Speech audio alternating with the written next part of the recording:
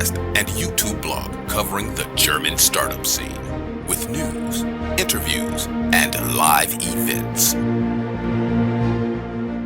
Hello and welcome everybody. This is Joe from Startuprad.io, your startup podcast and YouTube blog from the German-speaking startup world. Today I have another recording in media partnership with the German Startup Association. Therefore, I would like to welcome Milan. Hey, how you doing? Hello, I'm Milan. Good to see you. Probably my pleasure. You are here because you won the German Startup Award Newcomer of the Year 2022. Congratulations to that. Thank you. It feels like ages ago, meanwhile. It was last March, but so much happened in between, so much change. But yes, thank you. We should tell our audience that we're recording this toward end of October, but I can totally agree that this year feels much longer because so much is happening in the meantime. There's now two audiences out there. One of them can see you on YouTube and the other one can just hear. For the people who are hearing this, who are seeing this, yeah. For the people who are watching this, behind you, there's a production facility. We'll get soon to that. And you are also pretty young. We just realized that you graduated from high school this year and you officially enrolled at university. First, congratulations for the award. Secondly, congratulations for the high school graduation. And thirdly, for the enrollment at university. So, you have started out pretty young. You started when you've been 16. Can you take us along a little bit your entrepreneur journey until now? Well, you're saying the truth. It started quite early. So when I was 16, I started with a friend in our old garage, actually, and we were making like phone cases and 3D printed them. We made like phone cases that had copper wires inside, so you could use old phones and charge them wirelessly. That was our innovation, to put copper wires in 3D printed phone cases, and then you could charge like an old phone, and it would be as cool as a new phone with the charging technology. And that's how we started making these phone cases with 3D printing, and that's how we got into the whole stuff. And from there on, it just continued, and we kind of dabbled into business, and orders kept coming in, and then we started recycling old phone cases, making new ones out of them, making new 3D printing filament, and that's just kind of how it all started when I was 16. Mm-hmm. A lot of information here, but basically, you started out with cell phone cases, and you 3D printed them, and that's an important step because I do believe this will take us to today. Because today you have a recycling business and a machine building business, basically both offsprings from recycling 3D printing material, filament, you call it. So. Can I make it really short? That's, I would call the ammunition of a 3D printer. This type of plastic, this very long and spindly thing that is basically used for printing, right? Yes, you could describe it as the ink for 3D printers. You know how normal printers use ink? The 3D printer needs this filament. It's like a plastic wire, and in order to print objects, you need the wire, and it gets melted, and layer by layer, new objects are created in the 3D printer. And yeah, that's exactly how we started. And that's what we do today. So there was a gap in between, I guess, because we started recycling these phone cases and making our own filament, our own colors for the phone cases. And then at some point, we just noticed, okay, this is the way bigger business, making this 3D ink, I'll call it, 3D printing filament. And then we just started scaling that. And at some point, you know, I'm a lot on Instagram. So I posted it on Instagram of my garage production. And then some guy just said, yo, I don't want to buy your filament. I want to buy your machine setup for my laboratory in France. And then we were like, okay, let's go. Why not? It's a cool idea that some guy in France will be recycling using our machines. So yeah, we started prototyping these machines, getting them series ready, and started a machine building company. And to this day, we've sold over 70 units into 14 different countries, and really try to innovate like small scale 3D printing, plastic recycling, and machinery. And yeah, that's a big part of our business today. about 50% of our revenue comes just from building machines and selling them worldwide. Just to make sure, when we talk about this plastic, we'll soon get back to this. I do believe you cannot use every plastic, right?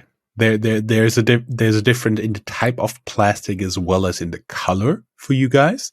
As you said, you recycled them. Plus, when you talk about machines, are we talking about here about just about 3D printers that can print with, may I simplify it as plastic? No, not quite. So first, and with plastics, you really have to get down to the details because there's a lot of greenwashing and a lot of fakes there. Because recycling is really complicated, and you can't just take the common end-use plastic and just say, okay, we're going to recycle this to top quality material. So what we did, at some point, we noticed that this is not possible because, for example, if you take 10 shampoo bottles, they will have different melting points. And that means that you can't throw them all together because they won't melt at the same temperature, causing you to break your machinery. So you need to find like a waste stream that's consistent. So what we identified is bottle caps. So, we started collecting bottle caps at school, these small bottle caps you can get in different colors that are on top of every plastic or glass bottle. And this is just how we scaled it up because you can collect these like by masses and you can sort them into colors. And then we also got industrial waste. So, every production has some waste stream, cutouts and something. So we just called up all the local manufacturers and said, yeah, do you have any waste that we can try to use and make 3D printing filament? And that's how we got our waste streams sorted. And for the machinery, no, we do not build the 3D printers because there are other companies who build 3D printers, right? It's nothing new. Other people are way better. What we build are the machines that produce the 3D printing filament. So one step ahead. Because all 3D printers need 3D printing filament, and we kind of make these lab scale, like table scale 3D printing filament solutions that you can throw in plastic in the shredder. Then we have a melting device and it's melted into new filament, and then the new filament gets winded up and laser diameter controlled. So this machine set, all the way from plastic waste into new 3D printing filament, that's what we specialized in, and that's where we sell these laboratory machines. I would be curious. You talk about like the what you collected, the for the bottles, the yes. Yeah, there's an international brand name of a soft drink we are not going to mention in the audio podcast, but basically, are all the companies just using the same plastic for this, or is it somehow comparable? Well, it's very, very comparable, and that's the point. And meanwhile, we are even more focused. So in Germany, there's this big glass recycling system. So many people in Germany drink water from glass bottles. So these glass bottles, they usually have these plastic caps. And all the glass bottles in Germany, they get washed and reused. They get refilled and then reused. But obviously, before the glass bottles are washed, they have to take the lid off. And the lid cannot be washed because it has too many corners and it can't be properly washed. And there's this safety ring that has to be new. So they have to take new bottle caps. So before they have a big washing area, they take off the bottle caps. And there's 6 billion glass water bottles every year in Germany. And they are enforced to take them back and wash them out. And that's where we get our bottle caps in like big numbers, like millions and millions of them, because for them it's just like a waste stream, because they just want to refill those bottles and they just have to take these guys, take the lids off before. And that's where we get them now, because they can just have large quantities of very consistent material. Because the thing is that all these water manufacturers, they made like a collaboration, you could say alliance, and they decided, okay, we're all going to use the same bottle caps, like the same material, different colors, but the same material.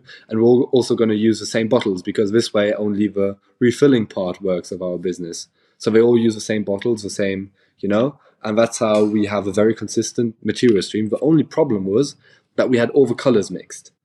So now we built a very, very exciting cap sorting machine. So basically a machine where you dump in all the bottle caps and then the machine will pick out the correct colors and toss them in the right bags. So that way we can take all the lids, which would usually just be shredded together, and then you would have this brown mess, just like when water painting, mix all the colors together, you have a brown mess. And that's what happened. And that's called downcycling. It's a big difference, downcycling and recycling. So what we do is we do not downcycle. We separate the colors, and then we can get the true nice colors, like bright blue, bright red, bright green, and we can get these high quality colors because we sort the plastic and then we shred it. And that's the big innovation, our cap sorting machine. And that this way we can really create high quality materials, because we want to enforce the thought that recycling doesn't result in brown or black, I don't know, flower pots or something, but you can really make high quality products from it. And that's what we're doing. I have several questions here. First one, the guys who are manufacturing this water and recycling the bottles, how did they react when you called them up and say, hey, can I have some bottles? Yeah, okay, how many do you want? How many do you have? 2 million. I actually right here, there are 2 million bottle caps. It's quite crazy in this factory. So what I did, I made a list, online. I went to the local dealership for bottles, for different drinks, and I just wrote down all the brands that sell water in Germany, mineral water, and then I just called them all. It took like 2 weeks, getting to the CEO or the head of production, and I just said, okay, right now you are getting these glass bottles back, you're washing them and refilling them, and that's really good for the environment because it's a cycle. It's a cycle, it's a loop, circular economy. But the only thing that's bad about it is that all the time you're throwing away these lids. So I told them that right now what's happening with those lids, either they're getting burnt or they're getting downcycled into this black mess. And if you want, I can help you be part of the revolution of like real recycling. And then I just offered them all a pilot project, and I just said, okay, I would just come over. I'll do like a whole social media thing for you, film everything, and just record. And then we have 2 million bottle caps, and then we'll record all the way from the taking it from your factory, getting it to our factory, sorting the bottle caps, having all the different colors, shredding it into the different colors, and then continue the processing. And basically, I'll give you all the social media and press for free. And that's kind of how I said this would be the deal. And I also said, P.S., if you think I'm crazy and I'm a bit too young and too ambitious, just think of it as a media budget investment, because we do a lot of TikTok and Instagram for you.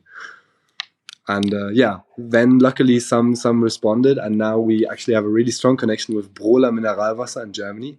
Brola Mineralwasser, it's a company in Koblenz. It's not far from us. It's also in the same state as we are. And the CEO is really young as well. And he's really entrepreneurial minded. And we just had the connection instantly. And he was like, okay, let's go. Here are 2 million bottle caps, and let's go ahead. Let's do this. It sounds interesting. Sounds like the future. And yeah, here we are now. That sounds pretty good. And the other question I had when you started talking about all the caps, like million of caps, how do I have to imagine it? We may tell our audience that you're in a big factory hall right now. We can see some of the equipment in the back. And what I had in mind is either somebody comes in with a small box every day and just throw them in your recycling bin, or that you have like big trucks, like a dozen big trucks every day pulling up, or somewhere in between. What scale are you currently working on with this recycling? No. So we're not on the truck scale yet. We have like irregular deliveries of like a big truck, and just getting in 2 million bottle caps. And also we have some people, locals who just collect the bottle caps at their cafe, restaurant owners or hotel owners. They just collect the bottle caps, and always when they get like a big parcel full, they send it to us or they bring it over. And yeah, right now we are in our new factory. We just moved. And yeah, this is on the other side. There's a big warehouse where we store all our bottle caps. It's kind of crazy. You can literally swim in them because there's so many. We actually had a bottle cap pool once. It was very, very entertaining. That sounds pretty good. let us go a little bit back, because I do believe we went a little bit ahead of ourselves because you're so excited about your business. When you talked in other podcasts about your business, you also talked a lot about how useful it was for you to participate in all the competitions, in all the business plan competition for high school students and so on and so forth. Can you tell us a little bit about this, how this helped you? Yeah, well, we kind of went a different strategy, you know? The usual is like Series A, Series B, whatever, or bootstrapping. And we just went a very alternative strategy because there are these youth competitions in Germany where you can win Jugendgründet, it's called. It's a German national competition. And we just said, let's go ahead. And the prize is like a lot of money and also a ticket to Silicon Valley. And we were really hot on getting that ticket into Silicon Valley. You know, a full flight and visiting Apple, Google, Airbnb, Twitter, all the headquarters and talking to the people.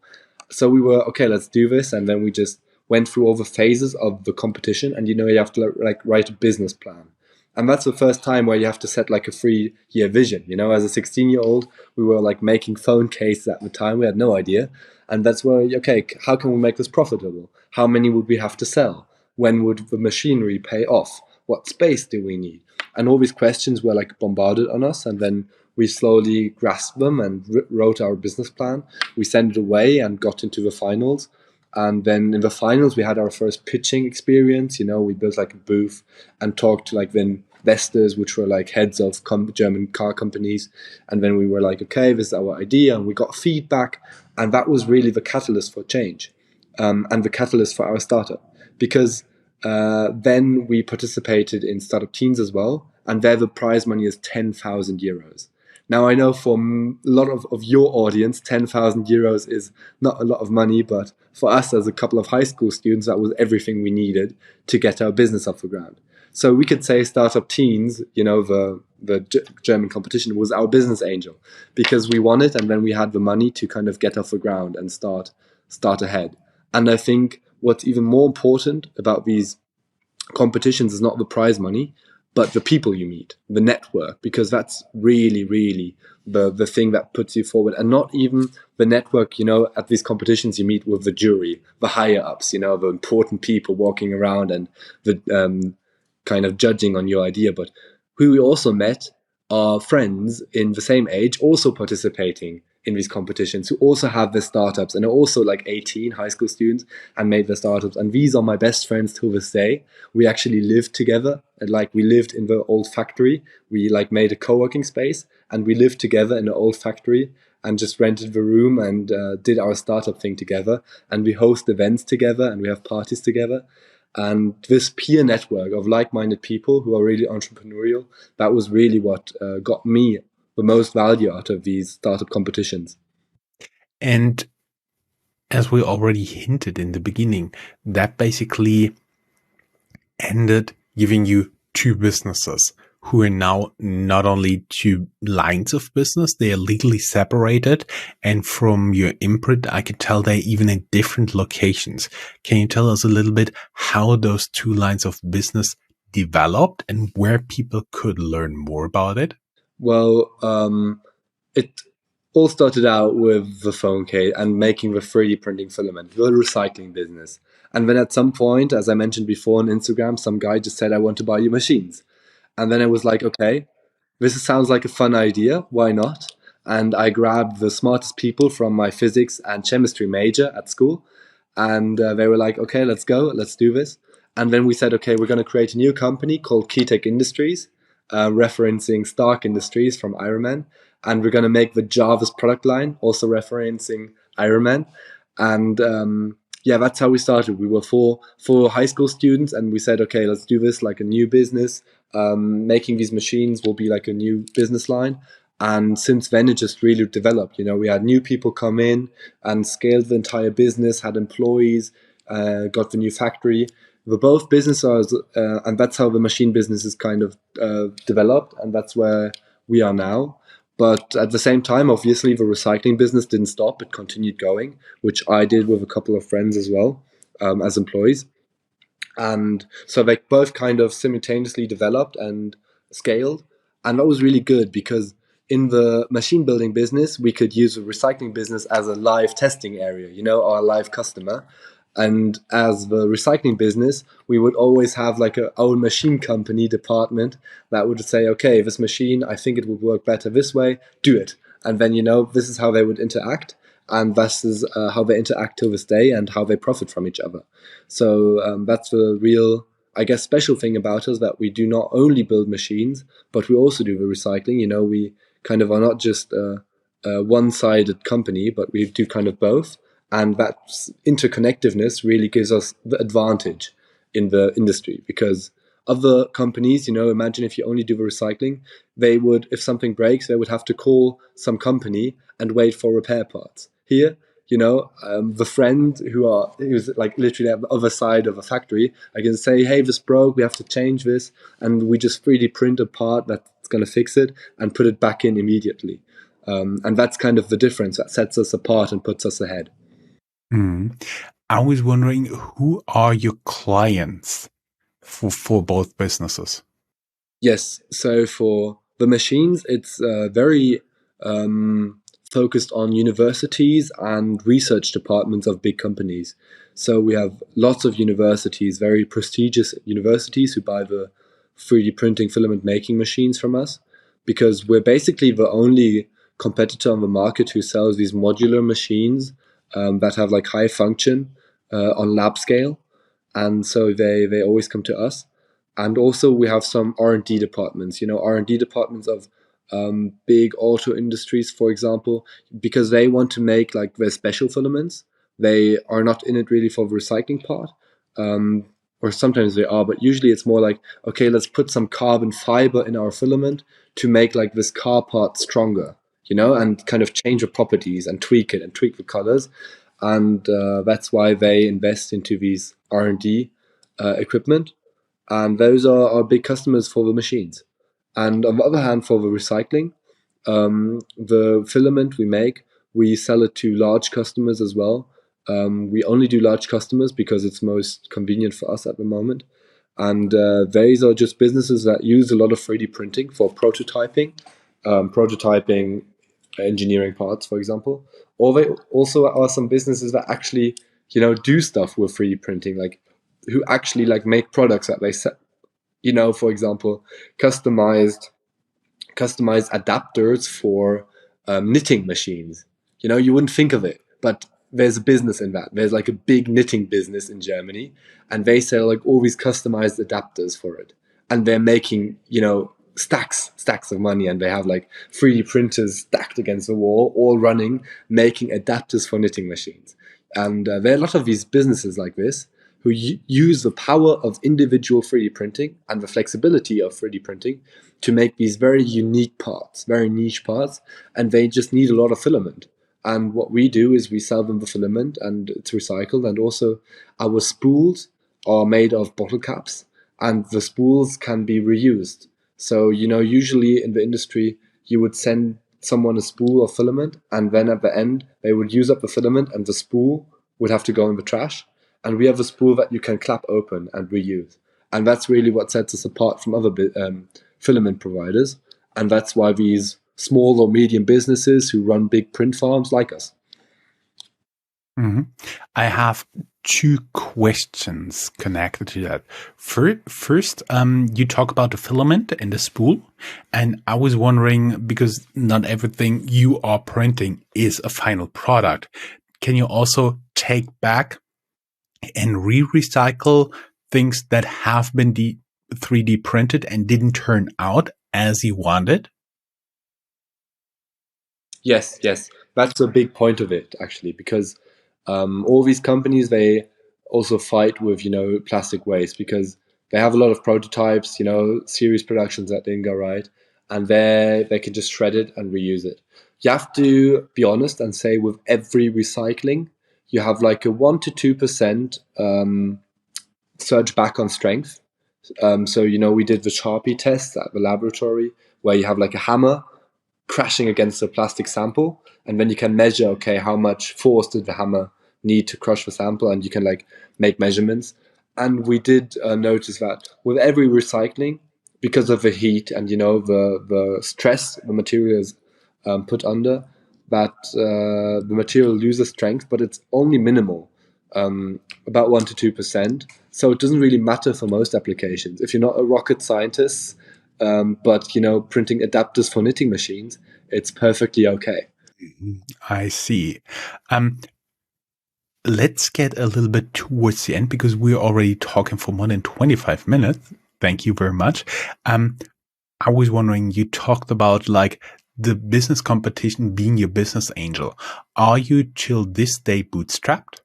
Yes, actually we are, which is, I guess, rather magnificent after like 3 years of being in business. We haven't gone bankrupt. As we said at the beginning, we won a lot. We won a lot of competitions, and therefore had a lot of prize money. And the thing is that we took development in our own hands. So all we did is buy like some electronics and soldering iron and um, some workshop equipment. So nothing where you would need hundreds and thousands of euros. But we just bootstrapped in our garage, building these machines ourselves. We never had to invest in expensive machines. We built them ourselves.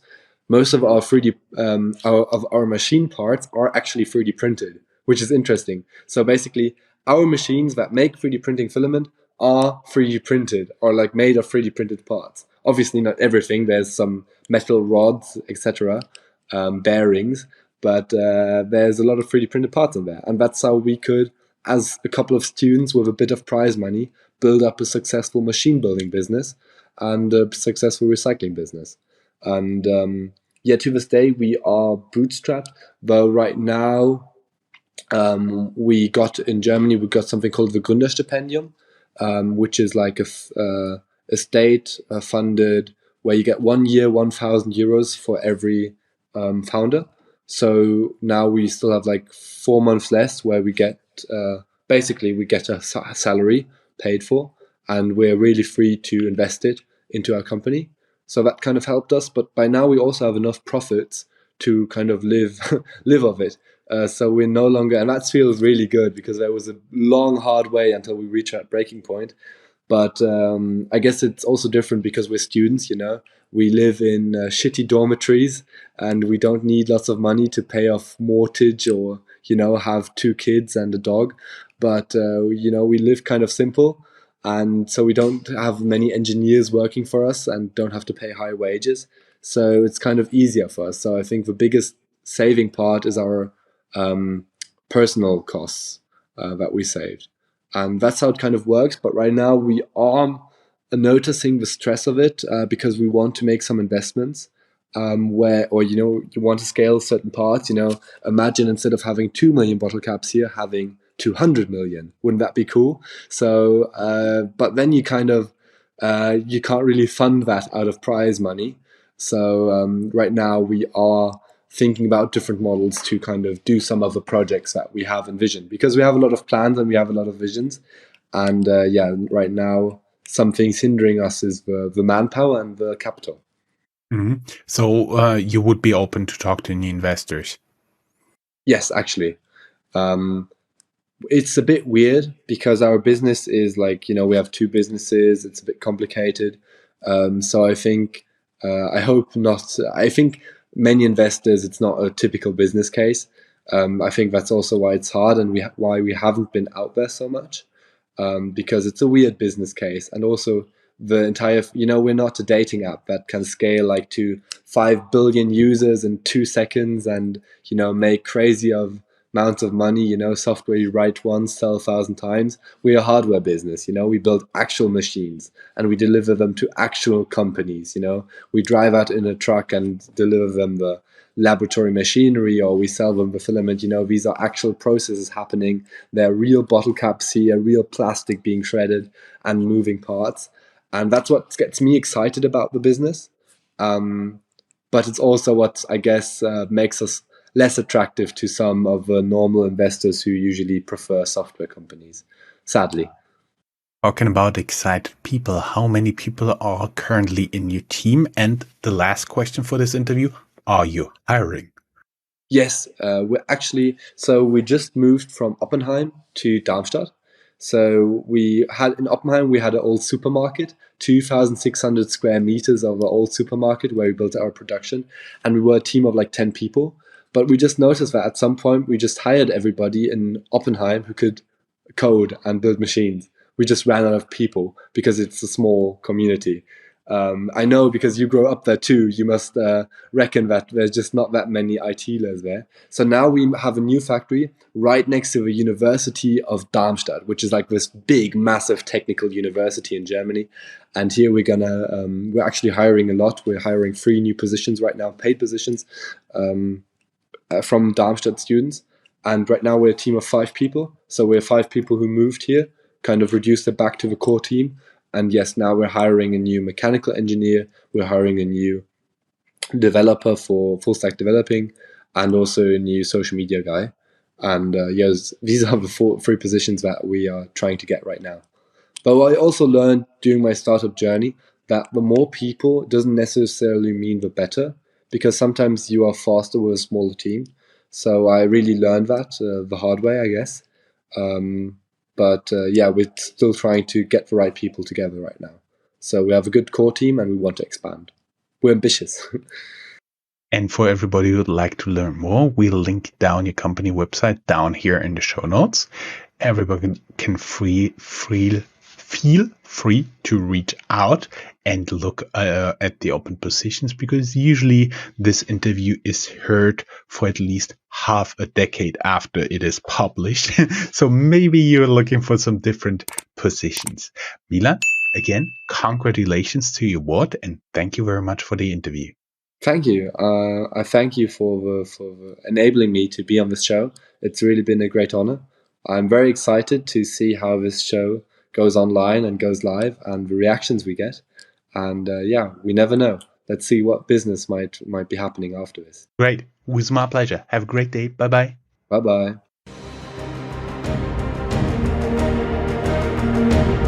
That's all, folks. Find more news, streams, events, and interviews at www.startuprad.io. Remember, sharing is caring.